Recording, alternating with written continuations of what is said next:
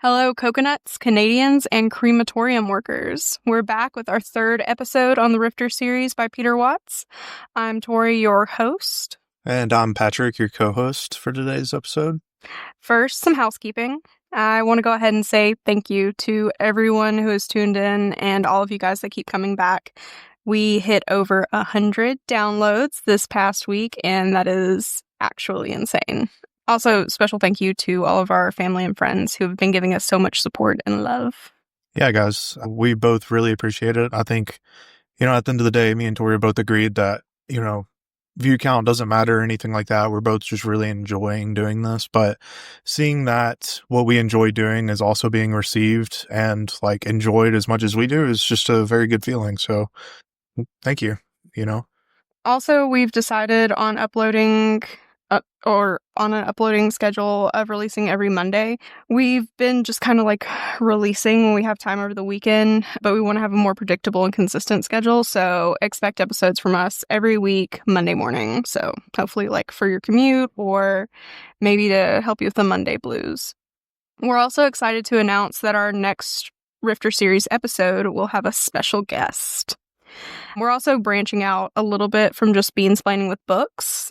Do you want to give a breakdown of our new episode style? Yeah, sure. So I think I'm going to do takeover episodes and name them as Derailed, which are typically other forms of media, not just books. So I know I have a couple movies in mind. I might do TV shows, mostly visual media, but it may even branch out as far as audio too. I'm not sure yet. When you brought this up to me, what triggered you to think oh, I really want to start doing this way?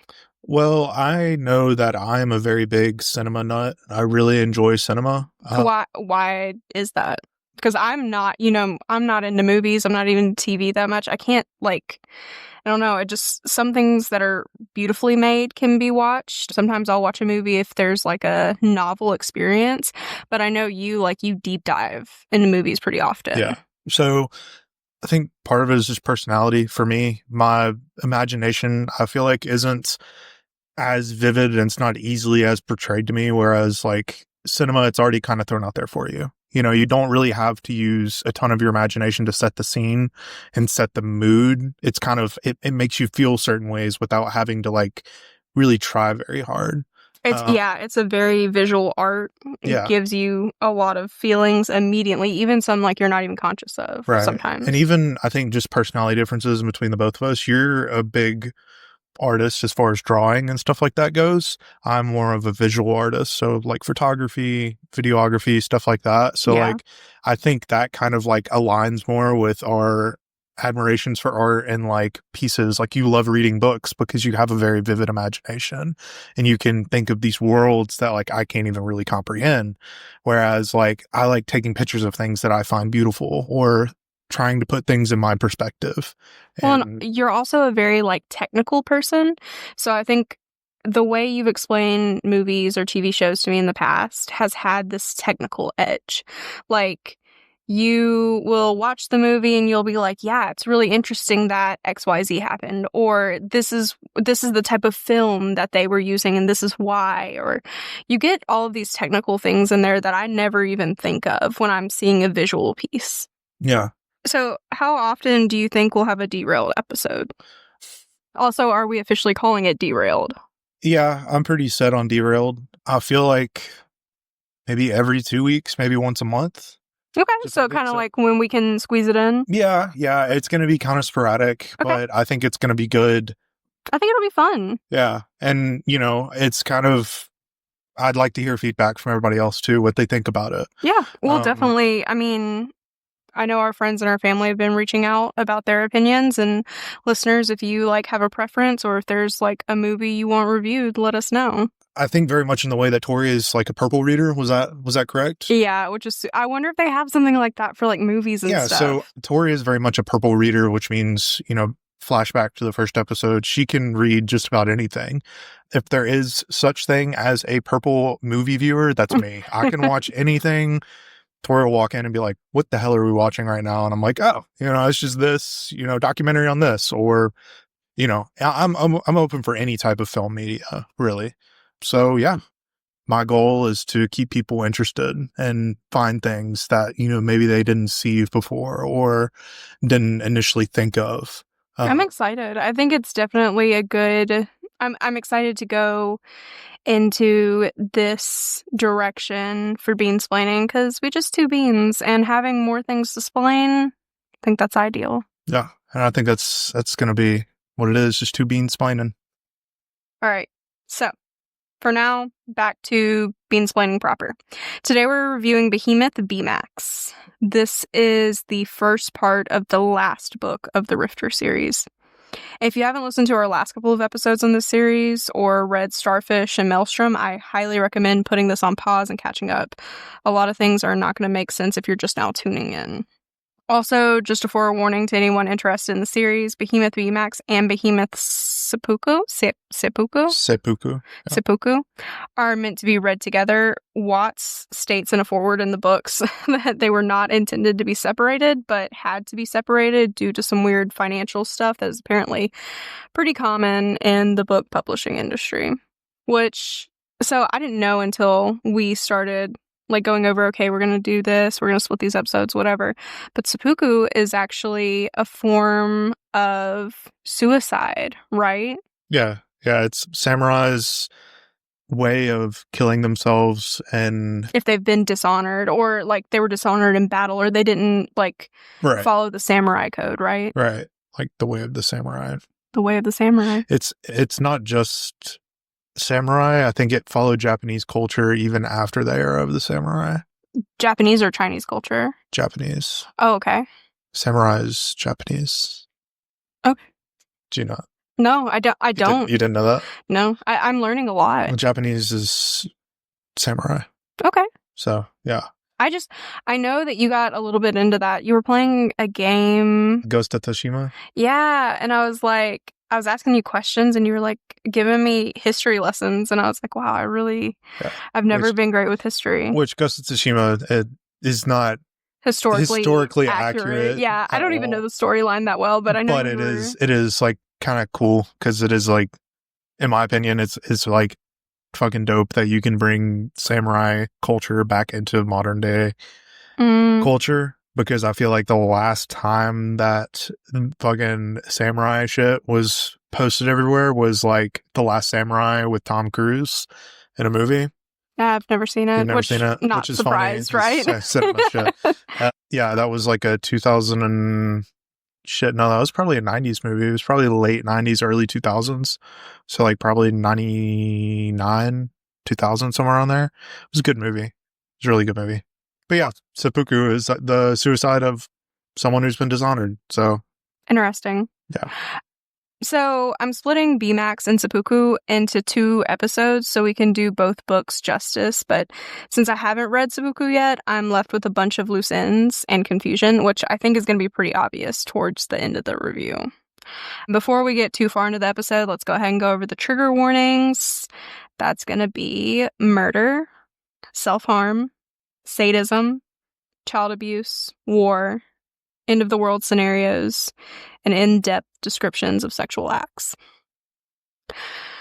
Every episode of this series has been a doozy when it comes to trigger warnings, and B-Max is no exception.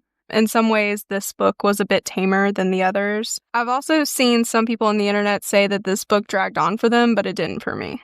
I felt more immersed than I had in the previous books. The language Watts uses in this tome was a little more flowery and emotional, but I think that it lent well to the themes he was trying to convey, which we'll get more into. It has to do a lot with Lenny Clark. I want to go ahead and do a bit of a recap of what we already know. Do you want to go ahead and give us your 3 sentences of a recap of what you remember, from all the way from Starfish to the end of Maelstrom, the whole story as we know it so far? Oh God, a synopsis or 3 sentences? Yeah. Big bad government hates little people. Oh no. Big bad government sacrifices little people for sake of big country. Oh, I'm not speaking like caveman. I think because I do the same thing, whenever ideas get a little bit overwhelming, especially when you're not prepared to put them together, your speech just like, because I do that. My I'll start, vocabulary is shrunk what is it? substantially. Oh, why use many word when little words do Yeah, trick? Kevin from Yeah. the office. Okay, so, Basically, just big government sucks. yep, They're using the people, like they're not taking human life into consideration when it comes to saving their nation or world. yeah, They're killing people for the sake of the majority. yeah, for the quote Um, unquote greater good, yeah. yeah, that's pretty much. Do I you, mean, do you remember where we left off? so we left off with Lenny Clark and everybody, pretty much all the main characters. So like it was Lenny Clark, the dude who's like a You know what? Don't worry about it. We're gonna, let me. yeah, I can't remember anybody's names. That's okay. We're gonna do a character roster and kind of get us back on track. So I made a little 3-sentence summarization just to kind of make sure we're all on the same page. A microbe that could cause the end of the world as humans know it is released when deep sea power plant workers make landfall after a nuclear attack that should have wiped them out. Lenny, our main character, seeks out revenge on the powerful people that implanted traumatizing false memories in her head to make her a better fit for her deep sea job. After a nationwide rampage, Lenny eventually finds her arch nemesis and chooses to let her live, with the caveat that she is to never leave Atlantis, an underwater city built as a haven to escape the end of the world. Stole words right out of my mouth. That's I exactly knew that's what I was exactly gonna what say. you were trying to say. I mean, we're meant for each other. obviously. So let's go ahead and review our returning cast of characters. So first we have Lenny Clark. If you don't remember Lenny Clark, please go to your nearest clinic for a brain exam. Secondly, we have Ken Lubin. This is the guy that killed Carl Acton and Starfish. He's basically a gun for hire and has been freed from guilt trip by Spartacus. Spartacus being that concoction that Alice had created in Maelstrom to return free will to all of the lawbreakers. Yeah, it's coming back. Is it it's clicking? coming back to me. Is it clocking for you? It's not clocking for you that I'm standing on business over here. Yeah. Speaking of lawbreakers, we will also see a bit of Desjardins in this book. He's not a big player in this book, but we get a couple of chapters dedicated to him, and I'll go over that toward the end of the episode. Most of these chapters are an attempt to give the reader some background on Killjoy and are aptly named things like A Picture of the Sadist as a Young Boy or The Sadist as a Teen Player. We also have Rowan. I don't remember Rowan. Mommy Big Cheese? Oh, yeah, I remember Mommy Big Cheese. Rowan? No. Who the fuck is that? Yeah, I don't know who the fuck that is. Okay, so Rowan is Mommy Big Cheese. Okay. So at the ending of the last episode, we were wondering a lot of things. Rowan is in this underwater fortress called Atlantis, and Lenny shows up saying, "Hey, fuck you, Mommy Big Cheese. I'm gonna fight for humanity, and you better not leave this penthouse version of BB or else." You remember all that? No, I do remember that. That specifically. Yep. Yeah, so this book, B-Max, is set 5 years into the future from where Maelstrom ended. I was confused at first because when the book starts up, Lenny and Ken are talking to Rowan and not in a hostile way. Rowan is talking to Lenny like a mother would speak to a daughter, worried about like harm that might come her way. We quickly find out that the last 5 years they've been brutal. So after Lubin, Clark, and Killjoy find out where the corpses have shacked up and Lenny goes down there to intimidate Rowan, there's this big war that breaks out.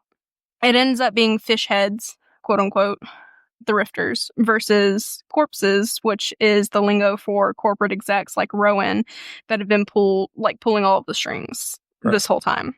Desjardins continues to be a lawbreaker topside since he now has free reign for the most part.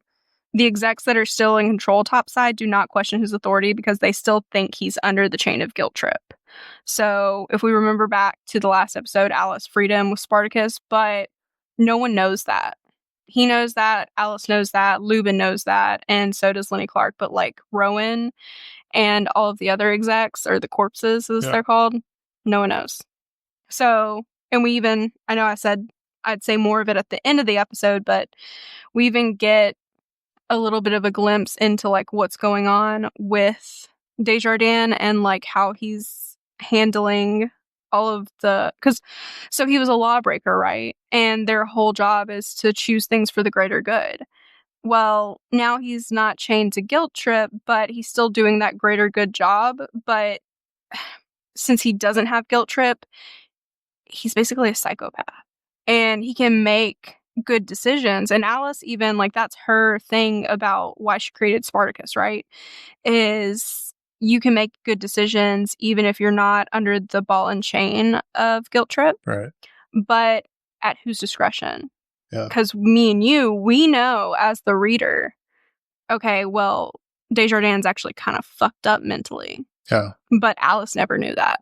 Alice just thinks he's a good guy. Mm. And he does struggle with that, right? Because that's one of the reasons he enjoyed Guilt Trip was he could absolve himself. Yeah. So then we have Lenny and Lubin. They're holding to their word. They're trying to figure out how to survive and help humanity. In Maelstrom, we're shown how those in charge are more than willing to take out as much of the population as they deem necessary to save themselves, which is kind of what you were saying at the beginning. Once the general public catches on to what is happening, many of them use the little they have, like time, resources, to target those who released Behemoth in the first place. And it's not just that. Like, we think back to Amitav, the stickman. Right. Him, of course, he died, but him and everyone like him, everyone who was already fed up with the way society was, even if they don't really know about Behemoth, they are attacking everything. Like, they are rising up. Yeah. Lenny and Ken are not dedicated to killing the corpses, and they have to find a way to live between the corporate elites and the gym pop that wants to burn everything, because they're not just stopping at the corpses. They'll take out the Rifters too. They'll take out themselves. Right. The Rifters are stealing supplies from the corpses, doing espionage, killing when needed, etc. They also blackmail the people in Atlantis to help them because they can link the coordinates to their safe haven if the doctors refuse to help the Rifters, like they're dying and they're sick. Also, I did just say Rifters because all of the Rifters from all of the other underwater operations are now living right outside of Atlantis. BMAX is placed in present day where we have Atlantis, the city, and then in the ocean surrounding it, the quote-unquote trailer park. This is where Rifters have taken bits and pieces of underwater hulls and equipment to make their own city surrounding Atlantis. So we have Atlantis, this large, well-built structure placed deep underwater where not only should it be undetectable to the people who would want to get revenge on the corpses, but also it was built in a place that, due to like currents and the way Behemoth prefers warm and salty water, should not allow Behemoth to spread. The scientists are basically like, we've ran all the tests, we know we're safe from at least Behemoth here. If we can just keep our location under wraps, Right. we should be good. Then we have this shanty town surrounding Atlantis. This is where the Rifters have taken hold. Since the war is over, the Rifters are now the power holders. They come and go into Atlantis, and they don't let the people that are in Atlantis, like the people who originally took shelter there, leave.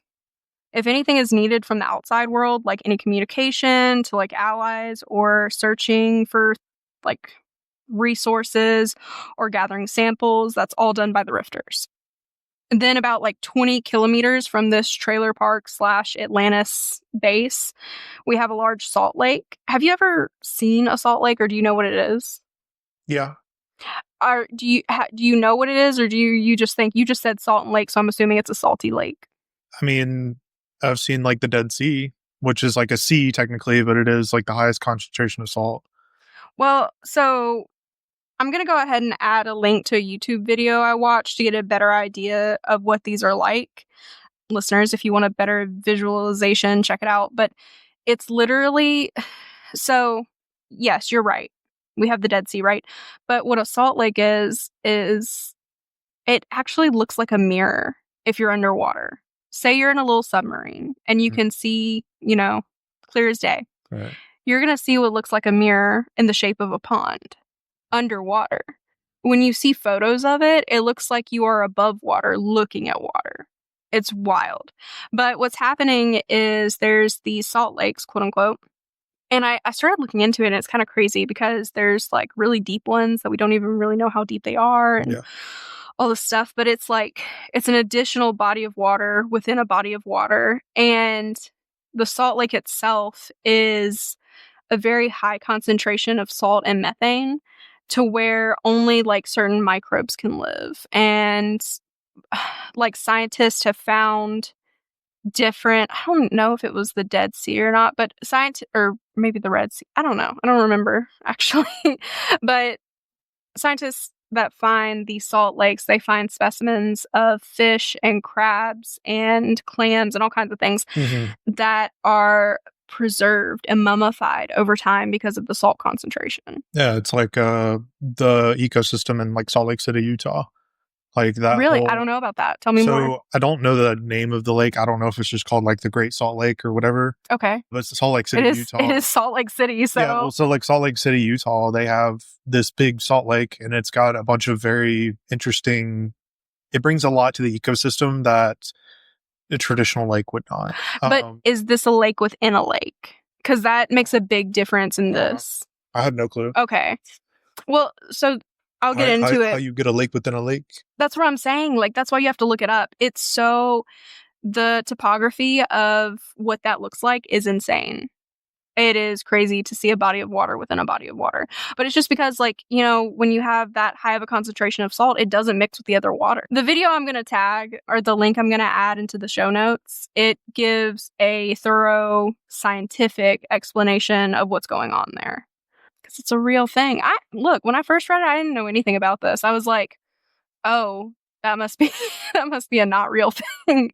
But it's real. And I'm definitely thinking that Watts, you know, knew that from From his background, I'm his sure. ecology studies. Yeah. And it's just cool looking into these things and seeing like, oh, he utilized his knowledge really well. Yeah. Also, look up the Rainbow Lake in Yosemite if you haven't done that. The Rainbow Lake in Yosemite? I want to go to Yosemite so bad.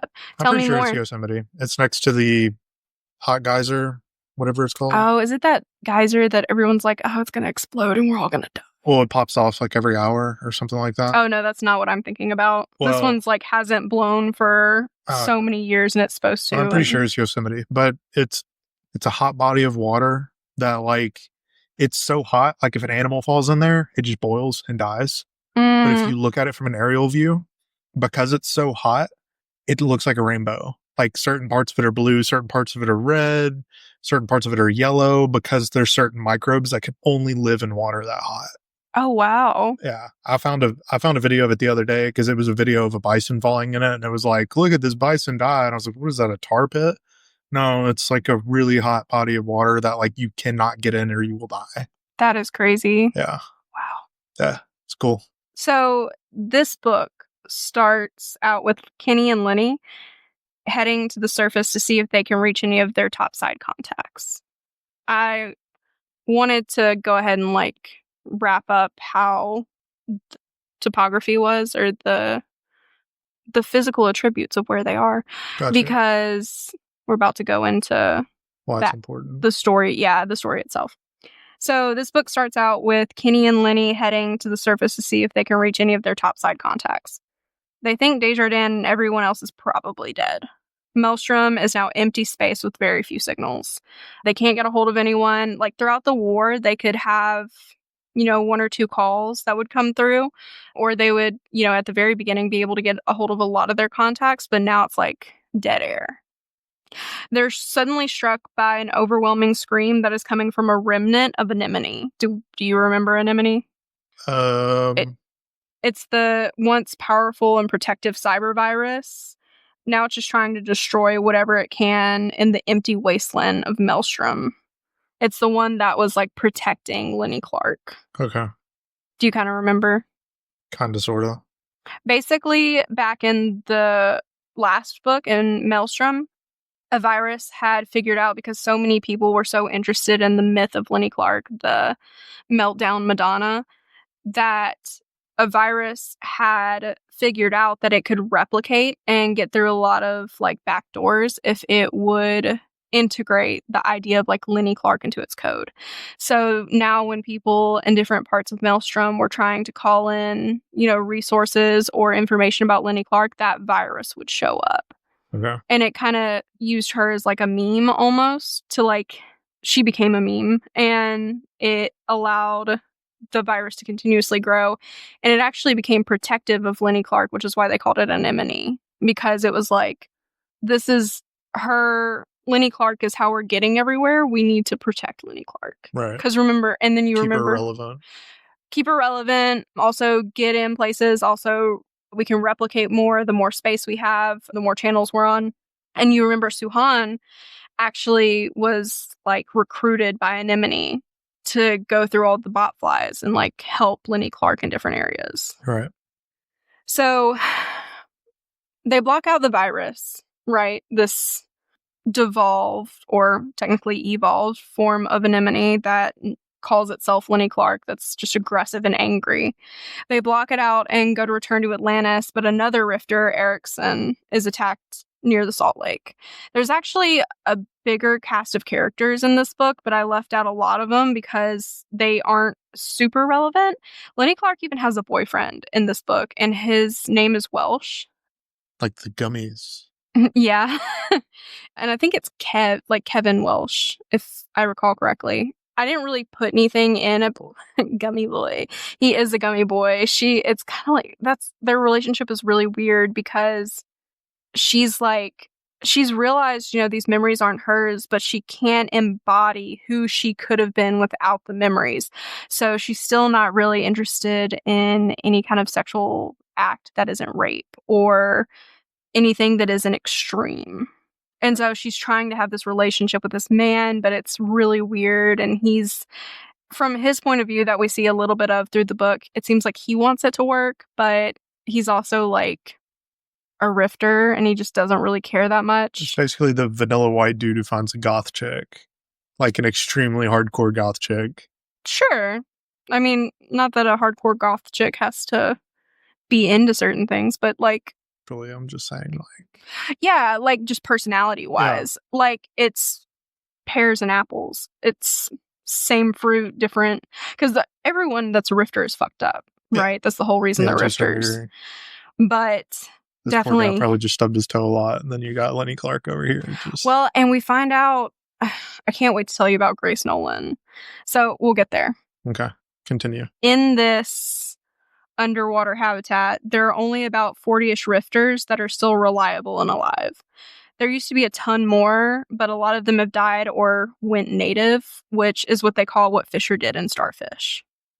Ah, okay. So they now have a term for it. Oh, reverted back to their fishy ways. Yeah, they just sort of float off into the abyss and let their fish brain take over, which honestly kind of sounds sick, honestly. Yeah.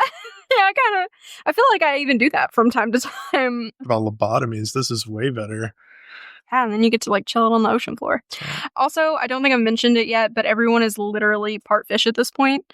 Everyone has had that gene editing that we talked about last episode that makes them half fish. Huh. So to like nullify the Behemoth. Yeah, to protect everyone from Behemoth. Yeah, so the genetic coding, they all went through and did that. Everyone that's left down there. So all of the rifters and everyone on Atlantis, yes. Okay. Not necessarily anyone that's left topside. Got you. Interesting. So Erickson is hurt, right? Yeah.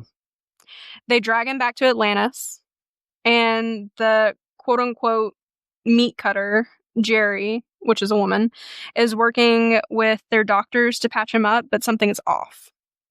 Roan and Jerry, who are both corpses, eventually have a meeting with Lenny, and they're like, hey, so I know we said the Behemoth can't get here because of where we are, and that even if it did, we're all half fish, so it's all good, but like, maybe that's a lie. Erickson was attacked. At first they're like, maybe it was some falling rocks or something, but Erickson was in fact attacked, and they can tell because he's like slashed from his armpit to his groin. Huh. And it even went through his suit because, like rifters have that black, like second skin that they wear. Right. Well, they're finding out that Behemoth can get where they are and can infect them regardless of the gene editing. And they're like, we need samples. We need whatever. Lubin and Lenny Yeah.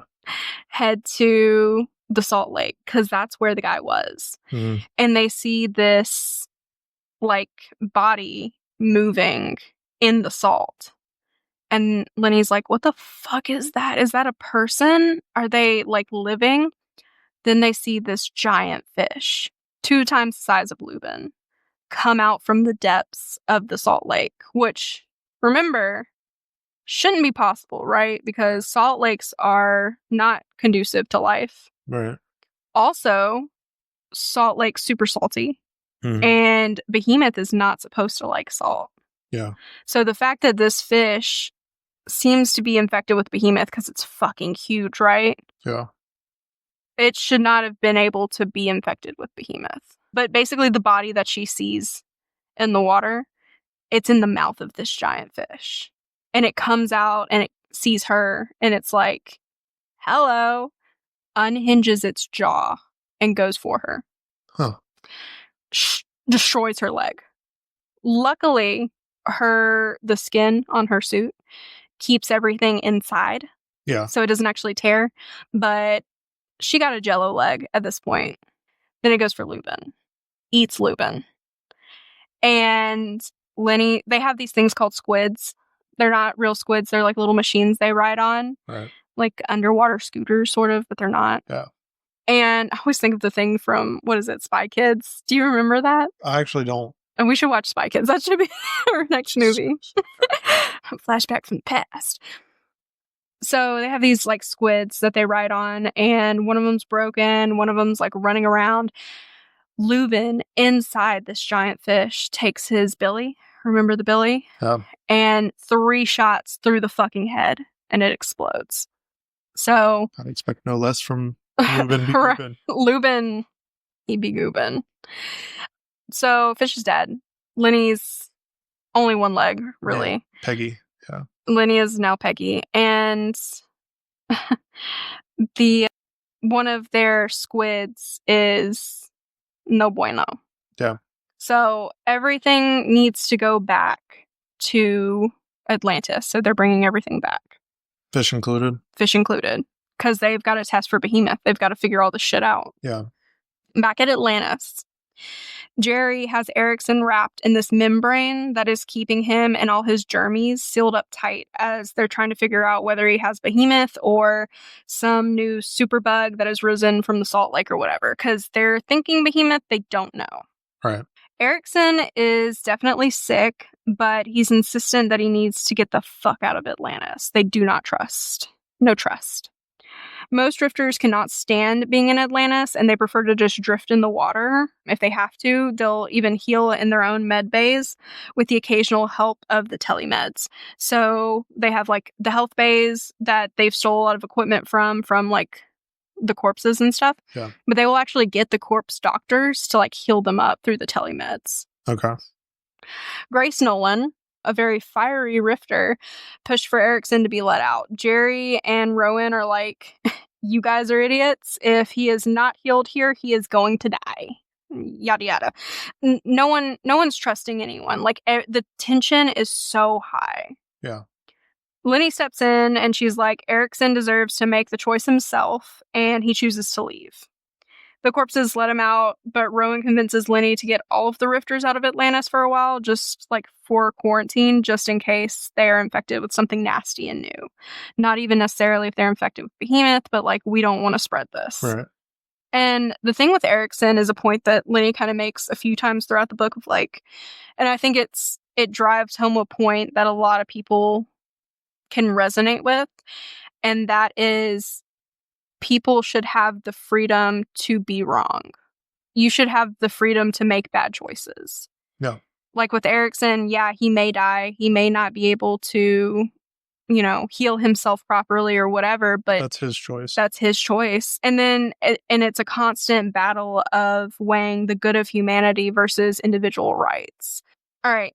So then we see this interaction between Alex and Lenny. Alex is Rowan's 14-year-old daughter, which So there's this comment Lenny makes to Alex about how she shouldn't be here. Alex should be instead like out getting laid. And I'm just like, what the fuck? Because like 14, like I know it's not unheard of, but to push that kind of idea on a kid of that age is weird as fuck. And I know we always have like many times in the series these weird as fuck, hella grossed out moments. And it's like even doubly bad because of how much Lenny refers to Alex as a kid. She's like, oh, she's a kid, she's a child, she's innocent, she blah blah blah. It was really cringy. Yeah, I guess that's a ongoing trope. At least one instance in each one of these books. It seems like. There's another one at the end we'll get to. Oh Has to do God. with Desjardins. Regardless of this grossness, there's obviously a sisterly bond between the two. Also, we see another young girl, one of Alex's friends. So we know like Alex isn't completely alone on Atlantis. Also, side note, when Alex's friend, I think her name was Holly, maybe. When she visits Alex, she brings a head cheese around and she's like carrying it around like a pet. Lenny is shocked because smart gels had such a big part to play in the release of Behemoth, but she's also kind of like, whatever, if the corpses are letting these things be pets, they must be pretty rudimentary, you know? Right. There's a bunch of hints dropped about the war and their relationship during the conversations between Lenny and Alex. Based on commentary made by Alex, I think Alex's dad was actually killed by Lumen in the fish heads versus corpses war. Okay. Lenny definitely has a soft spot for Alex and is like, wow, that's a kid. A kid that hasn't done anything and she's like torn in the middle of this war.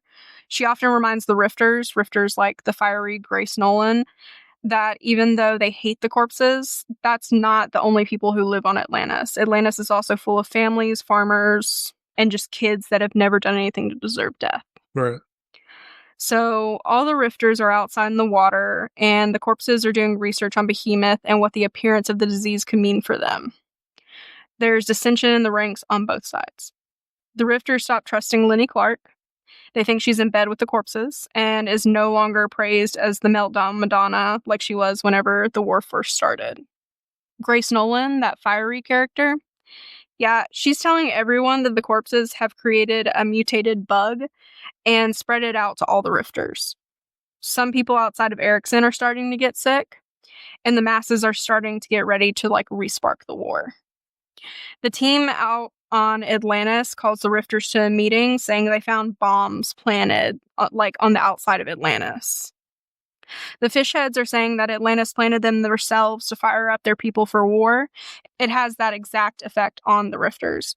Lubin leads a team to remove the bombs, but he's also talking with Lenny in a way that makes us understand he is just as interested in making a preemptive strike at Atlantis as Nolan is. Interesting thing about Grace Nolan, though, is so we talk about Lenny being, you know, put through all of this stuff and all of these memories being put in her head to make her suitable for this underwater life. Grace Nolan was part of the, what do you call it when you're doing an experiment and you have like a sample? No, it's like you leave that Control.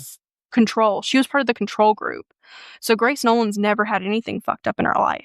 Right. She's just like in this Rifter group, but to me I don't trust Grace Nolan because I'm like, how did you become this Rifter?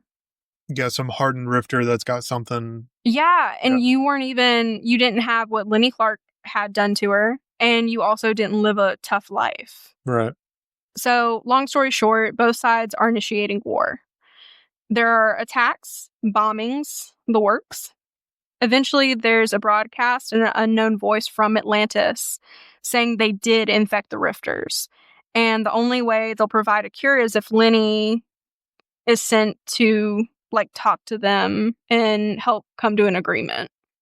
So Lenny goes, regardless of Lubin's protest, and is met by Rowan, like at the lock. Lenny does not trust Rowan, but Rowan's like, they've shut me out. I'm just as clueless as you are right now. Then suddenly, the hole they're in cuts off at both sides. They hear like this disruption on the outside, and they know they've been cut off into their own little Bubble. bubble. Nolan comes to save Lenny, but Rowan dies in the process. Lenny had developed a deep bond with Rowan at this point, especially through their shared love of Alex. They actually trusted each other, and they would meet like outside of Atlantis.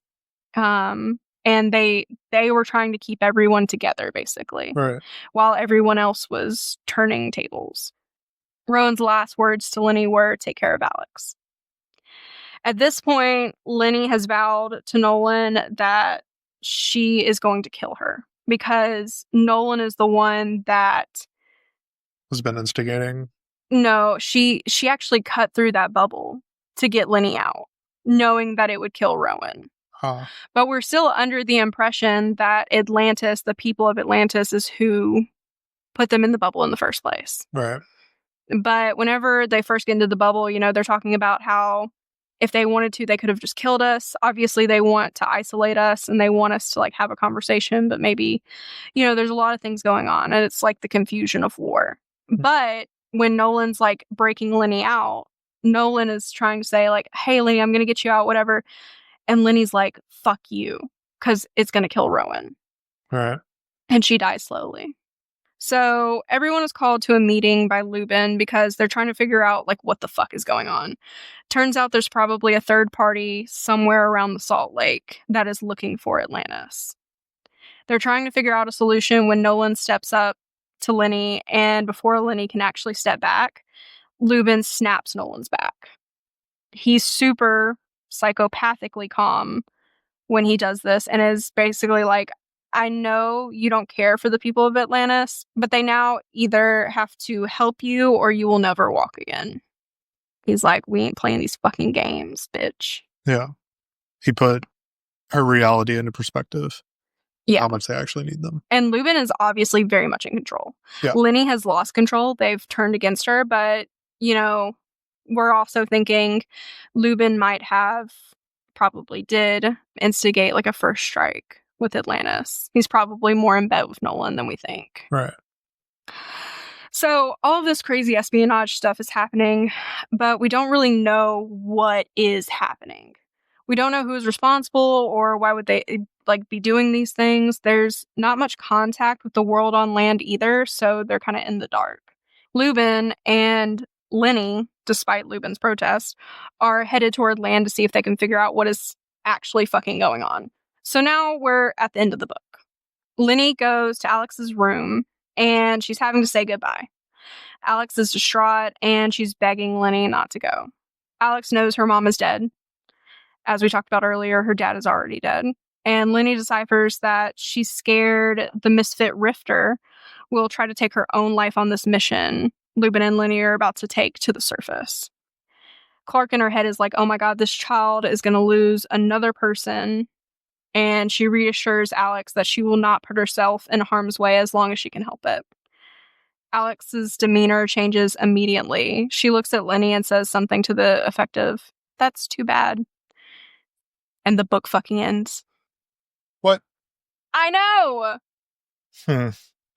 So Alex is Rowan's daughter, correct?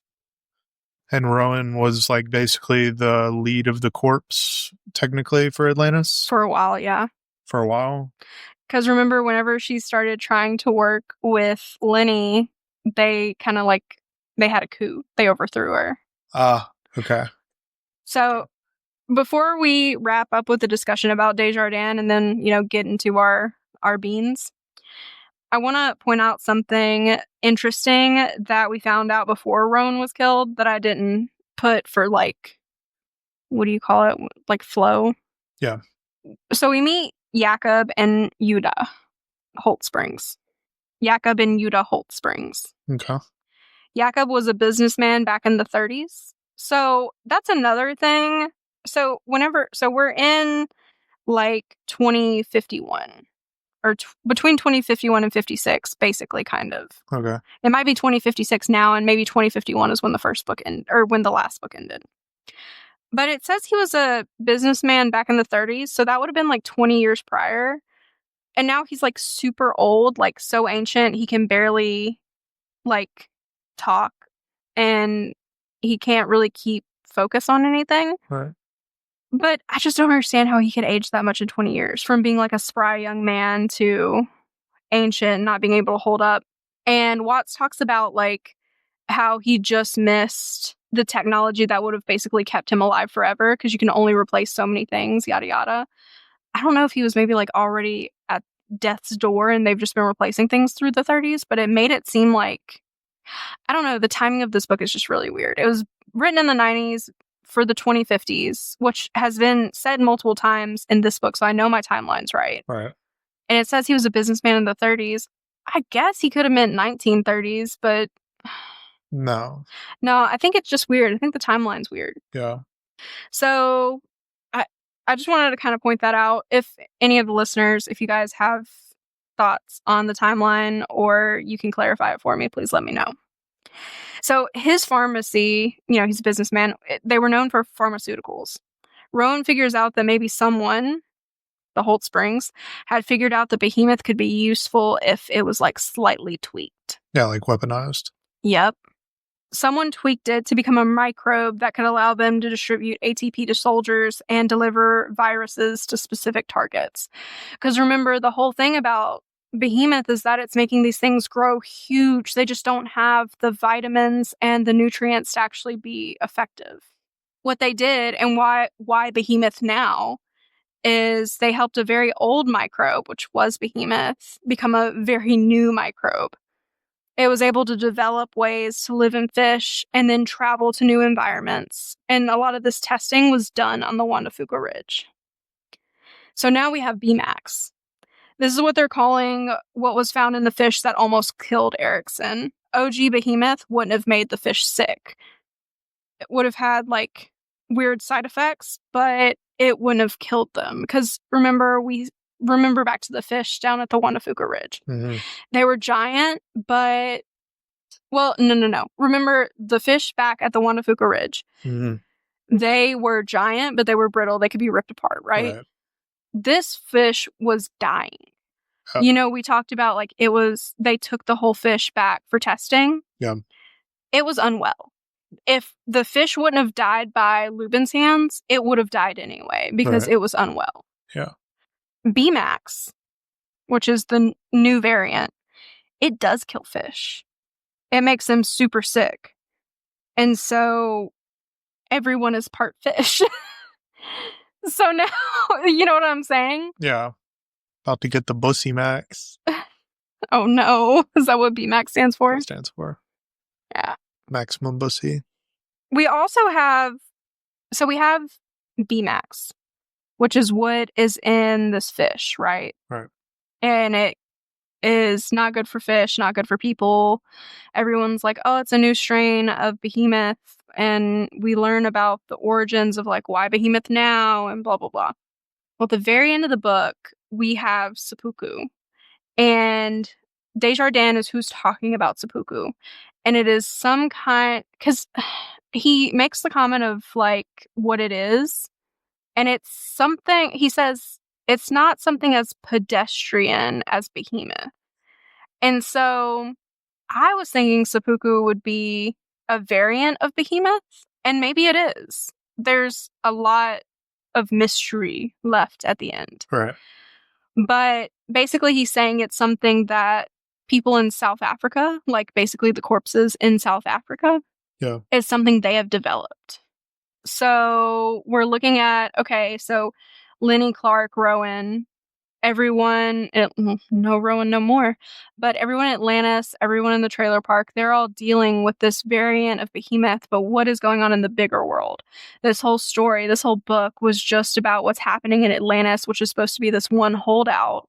Right. But now we're about to get into seppuku, which is, okay, so what is this? What really is this? And I feel like we're probably going to get more into like how Behemoth was created when we found out that little tidbit about the Holt Springs and how his family's company is probably the whole reason this all happened. Right. So, you ready to get into Desjardins? Sure. So throughout the book, we're building this character. We're told in The Sadist as a young boy about this incident with Killjoy and his sister. At the time, he is 8 years old and his sister is even younger. They went to see The Revenge of Mary Poppins. I don't know if that's a real thing. That's just what it said. And he creates this experiment to fly like Mary Poppins does with her umbrella. Right. Now, he's done this himself.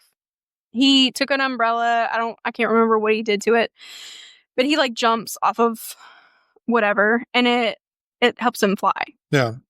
Obviously he's floating, but Yeah, like gliding, more or less. so he goes to his sister Penny and he taunts her into doing the same thing and he's expecting it to work. He's like, you know, hey, go jump off this. He even calls her Penelope because that's kind of how he gets her. The umbrella snaps up. Quit laughing at child death. Continue. And he was thinking like my sister is even lighter than me, so her jumping off this roof shouldn't be a problem at all. Yeah. You can't help it, can you? Don't tell mom. You're gonna be so upset when you realize the next couple parts and how much you sound like Desjardins right now. Continue. So he's like, this shouldn't be a problem. Well, it is. She crumples to the ground.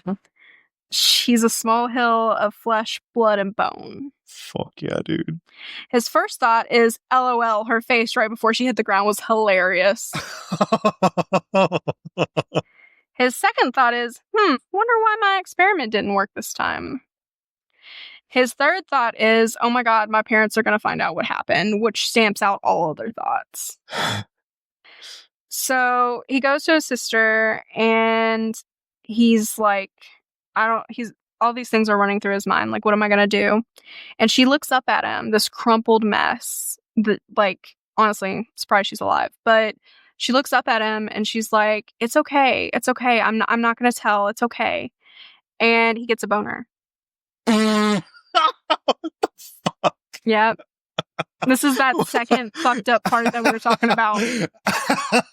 What the fuck? So this is where he realizes his attraction to things like what was going on in that haptic suit back in Maelstrom. Bowls of spaghetti. Bowls of spaghetti? Yeah. When you said it, she looked like a crumpled mess. I was like, she looked like a bowl of spaghetti. So he's attracted to spaghetti. Yeah. Wow. Yeah. So, dudes, like, Gore. And luckily it's never like a thing for his sister, even though it's really gross, the situation, but it is a thing for pain and like... Well, so I take it his sister dies, right? No. She doesn't die? She doesn't die. So, and actually it didn't even matter that she was like, I won't tell mom and dad, because they have these like devices implanted into their necks. Right. And it alerts their parents to everything. They are being constantly monitored. It's like any sense of pain or anything. Definitely helicopter parents. Yeah. And there's also these like gnats that fly around and it's monitoring. They're monitoring the kids. So there was no way that the parents wouldn't find out what was going on. Right. His dad does find out and he beats the living shit out of him. Mm. After this, he has this idea implanted in his brain. Technically 2 ideas. The first one being of, oh wow, I really like to see people in pain. I like to see women at these points of vulnerability created by me. And also intense, complete surveillance. Because that's what his parents had. Yeah. That happens with his sister. But he continues to seek out that kind of content wherever he can find it. And it's really hard when you're being constantly surveillanced. Well, he ends up getting pretty smart about how he uses technology. And he eventually figures out how to get therapist bot like off the books in his house. At this point, his mom has passed away. So his dad, who is the only person left, has kind of laxed a little bit on the monitoring. And Desjardins is able to get this therapy bot into their network. And he talks to it and he's like, I'm a monster. And it's like, what makes you think you're a monster? And he's like, I want these awful things to happen to women. And I get horny when it does. And the bot's like, okay, well, what would you call a monster like that? And he's like, I'm a misogynist. And the bot asks him some more questions, and the bot's like, well, I have good news. And he's like, what? And the bot's like, you're not a misogynist. You're actually a sadist. And he's like, what is that? What does that mean? And the bot kind of explains that sometimes, sex and aggression or sex and pain can be interwoven in the brain in a primal way. So being interested in sex and also being interested in being aggressive at the same time is just like a unfortunate, Natural reaction, like primal reaction. well, more like an unfortunate mental development from years of evolution. Ah, None of this is necessarily anything true. This is Watts definitely bleeding into this. right, So explains to him what a sadist is, yada, yada, yada. He's like, okay.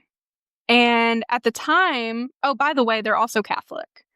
There is like it's not Catholicism as we know it today. right, It is like a weird homogenous grouping of different religions that's now like a kind of Catholicism in this timeline. And he's seeing talking to the spot a lot like confession. So he goes through and he does all of this stuff, whatever. Well, he gets older and he has trained himself not to be basically an awful human being. He's like, I have these urges, but I have a conscience, so I need to be aware of these urges and not follow them. He meets a woman named Aurora. She's, I think, a prostitute from my understanding, and she's definitely a sex worker of some kind. And they're having sex. We hear from his perspective, and he is trying to be a careful, very fulfilling, very loving partner. And she's saying things like, I don't deserve this, like, you're putting me on a pedestal, whatever. And he's kind of like, maybe she doesn't get this kind of attention, blah, blah, blah. She was actually complaining. And she, like, just comes out and tells him, she's like, can you just, like, kind of smack me around a little bit? And he's like, what? And she's like, you're being so gentle, and that's not what I'm into. I'm into this stuff. So she's a masochist, right? right. And he goes soft as a pillow because now that she wants it, he's not interested. Uh, And he basically, like, towards the end of that chapter, he's basically like, you know, even though that's something that he has quote unquote wanted his whole life, and it's something that he has like played it in his mind over and over again, he convinces himself that she's not good enough for him, and he like dodged a bullet because she was into that kind of stuff, and he's better off not sleeping with women and just like using his VR headset. okay. Real weird. Yeah. But so we see all this stuff, right? We see inside his mind, and we see truly how fucked up Desjardins is, right? Yeah. We see this development of like, he was beaten by his father, he had these formative childhood experiences, he has these really sick impulses, but he has a conscience that takes over and says, this isn't okay, so we're gonna do this. Right. Alice has wiped that conscience. Alice put Spartacus in his brain. So the idea was, she's like, oh, you're such a good man. You're such a moral man. You don't need guilt trip. You have your, because even with Spartacus, you still have your feelings. You still have your temporal lobe. You still have the ability to think through situations. But she had no idea what kind of man he was keeping himself from being. Right. So now we're like way past everything, right? This is the point where Behemoth is taking over, corpses have bigger fish to fry, and Alice, we find out, part of this was that she wanted to be in a relationship with Desjardins. He gets her to come to his apartment under the pretense that maybe they're gonna like Okay. hook up or like kick off a relationship or something. Yeah. And we're inside his head, so we know that he is currently struggling on what to do with her. Like, do I kill her? Do I do something worse? Do I just let her go? Because we were friends. And even though she betrayed me because basically by using Spartacus on him and taking away Guilt Trip, he is now responsible for every action he makes. But the thing is, without that conscience, he doesn't really even fucking care. He's like, at first it was guilt, right? Yeah. Because I've done all this killing, I've done all these things, but once that starts to fade, I don't even want to care. And I don't have to, because there's nothing holding me to that now. Yeah. So what am I going to do with that freedom? So she comes over and he's in the bathroom talking through these points with himself. And she's like, hey, your cat sounds like he wants food, because he's got a cat. Very cute. And he says something along the lines of, you can go ahead and feed him, his food's in the bedroom. And she's like, okay. Well, she heads to the bedroom and he's still kind of like talking to himself, and then it clicks. Oh, my VR set's in the bedroom. So it's the same one that Ken Lubin found him using in the last book. He walks in on her checking out the optics, and she is white as snow when they make eye contact. She realizes she is just given a psychopath a lack of conscience, and he has decided that nothing that happens going forward is his fault. It's hers for making the decision to activate Spartacus on him. She's like begging him not to hurt her, and she's like, please, Desjardins. And he's like, call me Killjoy. We don't know exactly what happened, but there is another part at the very beginning of the book. It's the first excerpt we have from Desjardins' point of view. Mm-hmm. And it's him going to like a rooftop or something to pee out the side of a window, just not giving a single fuck. And then he looks over and he sees a woman with her abdomen spliced open and her entrails falling out. And he says, that woman's name was Alice, wasn't it? And he thinks back to his friend Alice that we just talked about and says, I wonder if that's a coincidence or not. Almost like he doesn't even know. There's obviously definitely a body on the ground, and we don't know if that body, if he's the one that did that, or maybe that's a casualty from all of the stuff that's happening with Behemoth and the nuclear earthquakes, all this shit. Right. We don't necessarily know, but I mean, we could take cues and say that might be her, and that might be what he ended up doing to her. Wow. Yeah. Also, do you remember the other episode I was like Eve Scanlon, and I was like, I don't know. Vaguely. Yeah, because we don't really know what happened to Eve Scanlon. Yeah. It was confirmed in this book in BMAX that we truly don't know. Okay. Lenny was. Eve was a locked up man, right? Yeah, he was the scientist. Yeah. The one that talked to the. Let me talk to the cheese. Yeah. Let me talk to the cheese. Yeah. So he in BMAX, Lenny talks to Rowan about how she was trying to look up Eve Scanlon and couldn't find him. And I don't know. Rowan really didn't say. Basically, like, obviously he had been scrubbed from public record because he was infected with Behemoth, and that's why he was getting all that testing done. But we don't know, like, where he is now or anything like that. Okay. So, at the end of this book, there's a lot of questions, but they're supposed to be because it's supposed to be read in conjunction with seppuku. All right. Well, what would you rate it? How many beans would I give it? Yeah. You know, I've actually been thinking about that, and probably still like a 3.5. Yeah. I think the book it's well made, and this one's definitely better than the other two that I read, but there's still like, I don't know, I don't know if it's quite worth it. Yeah. I would rather not have the weird stuff, or at least the things that make me feel weird. But you know, there's also some discourse about, so like, people will say, I hate that actor or I hate that actress. And it's because they played a part in a movie that made you like sick. Yeah. And they're like, oh, well, you say that, but actually that was their job, is to make you not like them. So obviously they're a good actor, actress, or whatever. Right. So I guess there's some, part of, well, if this piece of media or art can evoke a certain feeling, then obviously it must be doing at least some part of its job. Right. But then I also think back to, shock factor and how some people are more reliant on shock factor than they should be. And maybe that's kind of what brings down my score of this read. Yeah. And I can feel that same way too. I mean, I understand it's supposed to make you feel a certain way, but it's kind of like feels overly edgy at some points. Edgelord. Yeah. Yeah, it's giving edgelord at some moments, but I think it's Desjardins is definitely edgelord. Jesus Christ, yeah. Yeah, no. He's definitely like got Oh, his own sorry. Discord. Sorry. Killjoy. He's got his own Discord, no doubt. No doubt. Yeah. Got his little kittens, Alice. And Yikes. yeah. Yeah, I'd probably stick with a 3 or 4, but more leaning towards a 3. Yeah. So kind of the same feel.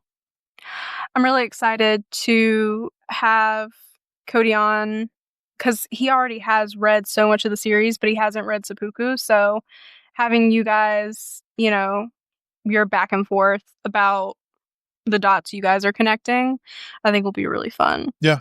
Yeah, I'm looking forward to it. I think it'll be really good. It'll be great. So, special guest episode coming up, and our first episode of Derailed should be airing next week. Cool. Yeah. Yeah. So, Derailed episode coming soon featuring yours truly. And to look out for it. Yeah. Yeah. It'll be good. So, got a lot to look forward to. Yeah. All right. Thanks for listening. Bye bye, Beans. Bye bye, Beans. Heyo. It's the end of the episode. Thanks for listening. If you liked what you heard, give us a follow to get your weekly dose of beansplaining. Drop a review wherever you get your podcast and let us know how we're doing. If you have any questions, complaints, or recommendations, please reach out to rinleyworks@gmail.com. That's RINLEEWORKS@gmail.com. Bye bye, Beans.